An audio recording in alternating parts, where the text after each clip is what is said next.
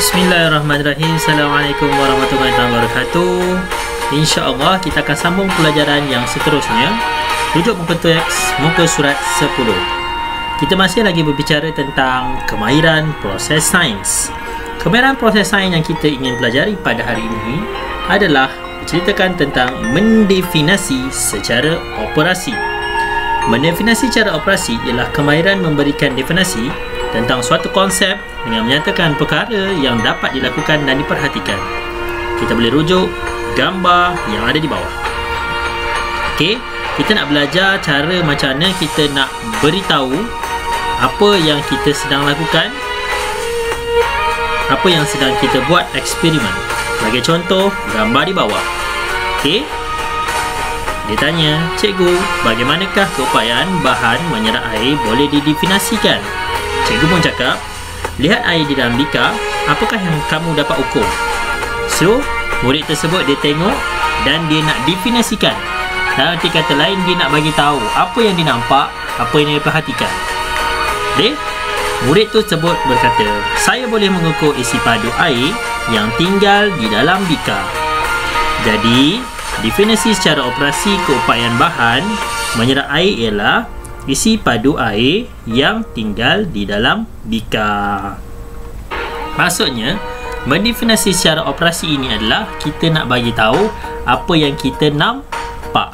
Boleh jadi kemahiran proses sains ini juga adalah cara untuk kita memahami cara membuat pemerhatian. Okey, simple. Okey, seterusnya tengok contoh di muka surat 11. Murid tersebut kata, nampaknya tisu dalam bikar C menyerap air paling banyak. Dia tanya lagi, cikgu, bagaimanakah keupayaan bahan menyerap air paling tinggi boleh didefinisikan secara operasi? Jadi, cikgu cakap apa? Definisi secara operasi keupayaan boleh menyerap air paling tinggi ialah isi padu yang tinggal paling sedikit di dalam bikar. Okay, dia nak bagi tahu dalam eksperimen ni apa definisi yang boleh dibuat. Dia bagi tahu adalah definisi dia adalah keupayaan bahan yang menyerap air paling tinggi ialah isi padu yang tinggal paling sedikit di dalam bikar. Sebab ada bikar A, B dan C. Yang mana paling sikit, yang mana paling tinggi menyerap menyebabkan air paling sikit. Okey. Right? Okay, dalam sains, kemahiran proses sains yang tadi tu, kita akan faham apabila kita banyak buat latihan. Nanti Ustaz akan bagi latihan. Dan yang seterusnya ni paling penting, soalan yang selalu popular dan merungsingkan semua murid daripada skor rendah sehingga sekolah menengah. So ni simple, dengar baik-baik. Kita nak belajar tentang proses mengawal pemboleh ubah. Apa itu mengawal pemboleh ubah? Pemboleh ubah ialah suatu yang boleh berubah dalam sesebuah penyiasatan. Mari kita kenali jenis-jenis pemboleh ubah dalam situasi di bawah. Ada 3 pemboleh ubah. Jom kita tengok sama-sama. Okey, baik. Yang pertama, tengok gambar ni. Dia bagi contoh. Faris dan Melan diberikan 2 pokok yang sama. Mereka dikehendaki menyiasat jumlah air yang diperlukan untuk tumbesaran pokok yang baik. Okey. Ada 2 pokok. Satu, Faris letak pokok di tepi tingkap dan siram 100 ml air sekali seminggu. Melan letak dalam almari. Dia siram 100 ml air 3 kali seminggu. Tapi ingat, dia letak dalam almari. Okey.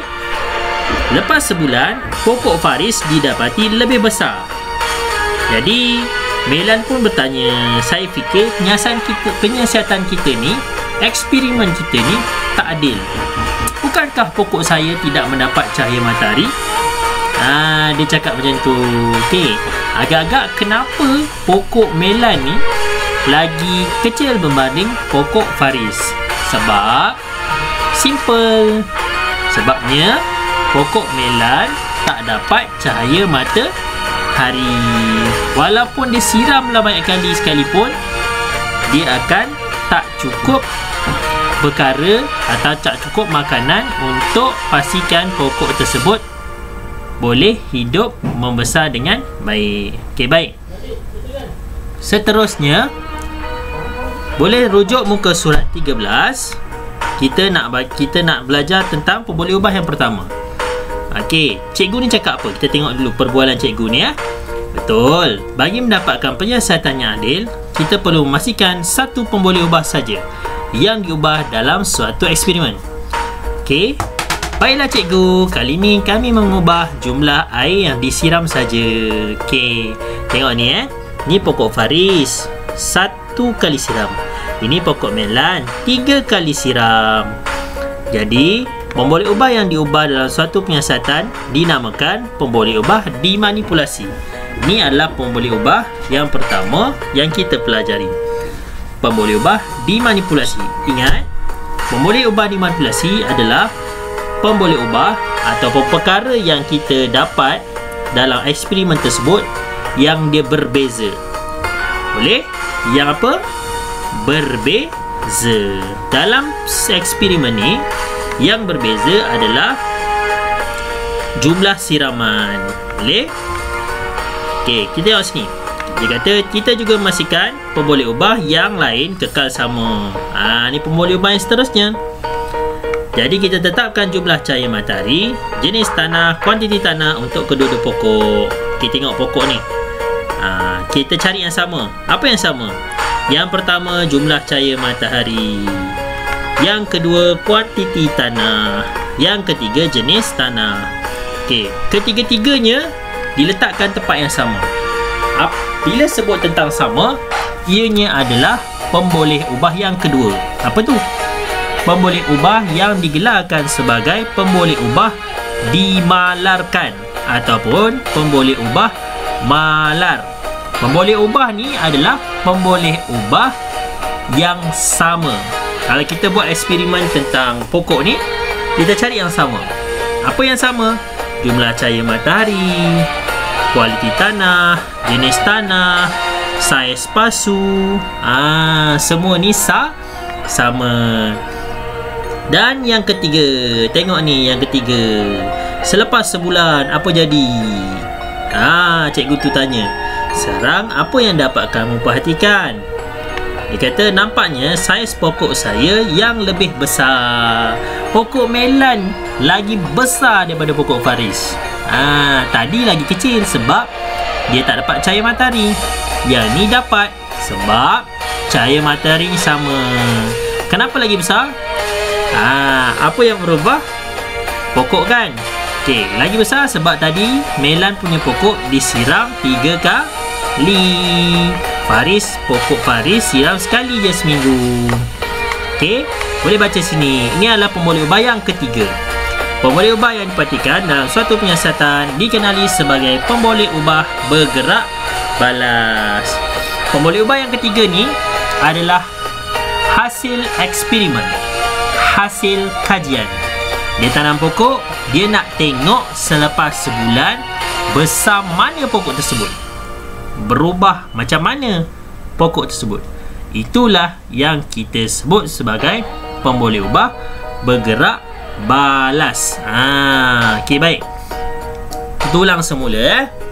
Untuk tajuk mengawal pemboleh ubah, ada 3 jenis pemboleh ubah. Yang pertama, pemboleh ubah dimanipulasi yang berbeza. Yang kedua, pemboleh ubah dimalarkan yang sama. Okey. Yang ketiga, pemboleh ubah bergerak balas hasil eksperimen. Okey, itu saja untuk kelas hari ini. Nanti Ustaz akan bagi latihan supaya kamu betul-betul faham untuk tajuk mengawal pemboleh ubah. Ingat, sains senang apabila kita boleh fikir dengan setiap eksperimen yang kita buat. Ingat, we got our brains, use our brains, dan we settle all of that question yang Ustaz bagi, insya-Allah. Okey, nanti siapkan latihan yang Ustaz bagi. Assalamualaikum.